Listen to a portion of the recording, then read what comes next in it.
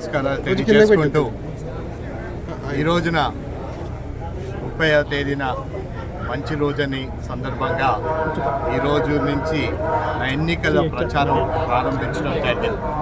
Antarvedi temple Shri Lakshmi Narasimhaswamy గారిని వేడుకుంటూ ఈ రోజున ఎన్నికల ప్రచారం ప్రారంభించడం జరిగింది. ఈ రోజున ప్రజలందరికీ ఒకే మాట తెలియజేయాలనుకున్నాం.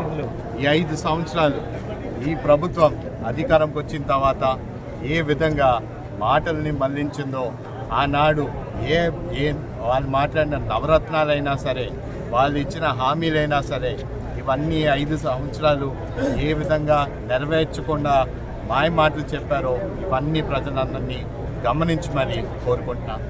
ఎందుకంటే రేపు అధికారంకి వచ్చిన తర్వాత ఖచ్చితంగా మేము ప్రజలకు ఇచ్చే హామీ ఒకటే, ప్రజల పక్షాన పనిచేసే ప్రభుత్వం తీసుకురాబోతున్నాం, సంక్షేమం అందించే ప్రభుత్వం మీకు తీసుకురాబోతున్నాం. రేపు మీ సమస్యలకి ప్రతి ఒక్కటికి అండగా నిలబడే ప్రభుత్వం మీకు తీసుకురాబోతున్నాం. రేపు మీకు అభివృద్ధి వెన్నీ పరిచయం చేసే అభివృద్ధి వైపు పనిచేసే ప్రభుత్వం వెన్నీ మీకు పరిచయం చేయబోతున్నాం. ఇవన్నీ కూడా మేము ప్రజల్ని గమనించమని కోరుకుంటాం. ఎందుకంటే రేపు రాబోయే ప్రభుత్వం తెలుగుదేశం, జనసేన, బీజేపీ కూటమి ప్రభుత్వం ఖచ్చితంగా ఇది ప్రజల పక్షాన పనిచేస్తుందని సభ మీ అందరికీ కూడా తెలియజేసుకుంటూ, ఈనాడు మీరు ఈ 5 సంవత్సరాలు గమనించండి ఏ విధంగా ఇది పరిపాలించారో. మా ప్రభుత్వం 2014 నుంచి 19 వరకు చూడండి ఏ విధంగా మన రోడ్స్ అయినా సరే, మన గ్రామ అభివృద్ధి అయినా సరే, సంక్షేమ పథకాలైనా సరే, చంద్రన్న బీమా అయినా సరే, పెళ్లి కానుక అయినా సరే, బీసీ ఎస్సీ సబ్ ప్లాన్లు అయినా సరే, ఎంత నిధులు కేటాయించి ఖర్చు పెట్టామో ప్రతి ఒక్కటి గమనించమని చెప్తున్నా. ఎందుకంటే వీళ్ళు అధికారం వచ్చిన తర్వాత ఏ విధంగా అన్ని సబ్ ప్లాన్లు తీసేసి ఈరోజు ఒక్కటి కూడా ఏదైనా అంటే నవరత్నాలు అంటున్నారు. అభివృద్ధి అడిగినా నవరత్నాలు సంక్షేమంలో ఇస్తున్నాం కదా అంటారు.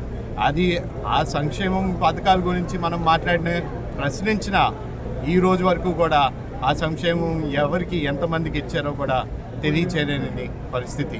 రేపన్నాడు మీ అందరినీ కూడా వెళ్ళి ఆదుకోవడానికి, మీ అందరికీ జరగాల్సిన అభివృద్ధి తీసుకురావడానికి మేమందరం పనిచేస్తామని మీ అందరినీ ఒకటే కోరుకున్నా.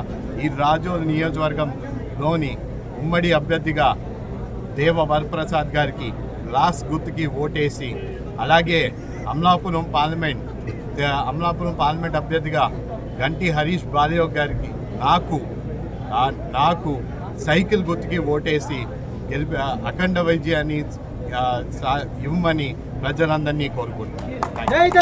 అంతర్వేది దేవస్థానం నుంచి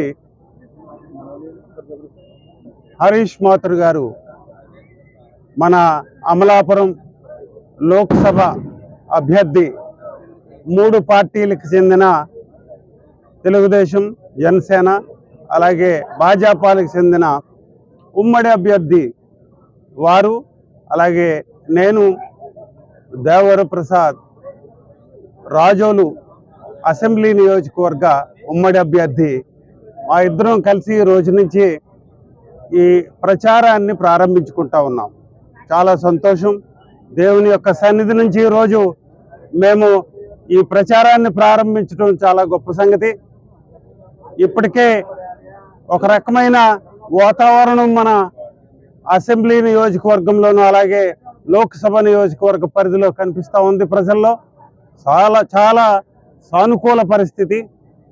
కాబట్టి దీన్ని మరిముందుకు తీసుకెళ్లాల్సిన అవసరం ఉంది. మనం అందరూ కూడా తెలుగుదేశం శ్రేణులు, జనసేన శ్రేణులు, అలాగే భారతీయ జనతా పార్టీ శ్రేణులు అందరూ కూడా కేడరు బాగా క్షుణ్ణంగా దీంట్లో ప్రచారంలో ఇన్వాల్వ్ అయ్యి ప్రచారాన్ని చాలా పెద్ద ఎత్తున తీసుకెళ్ళి ఓటర్లని మనం ఎంత బాగా వారిని మోటివేట్ చేయాలో అంతవరకు మోటివేట్ చేసి, ఎందుకంటే ఓటర్లకి మనం చేయబోయే ప్రణాళిక ఏమిటి, అభివృద్ధి ఏమిటి, అలాగే సంక్షేమం ఏమిటి అనే విషయాలు ప్రస్ఫుటంగా ఓటర్లకు తెలియజేయాల్సిన అవసరం ఉంది.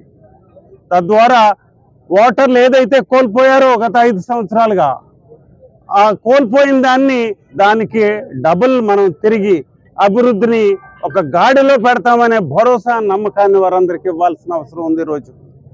కాబట్టి క్యాడర్ని పూర్తిగా కూడా ఈ ప్రచారంలో ఇన్వాల్వ్ అయ్యి ముందుకు తీసుకెళ్లాలని కోరుకుంటూ ఈరోజు ప్రచారాన్ని ఇక్కడి నుంచి ప్రారంభించుకుంటూ ఓటర్లందరినీ కూడా ముఖ్యంగా రాజోలు అసెంబ్లీ నియోజకవర్గ పరిధిలోని సుమారు 1,95,000 మంది ఓటర్లని నేను విజ్ఞప్తి చేస్తా ఉన్నాను.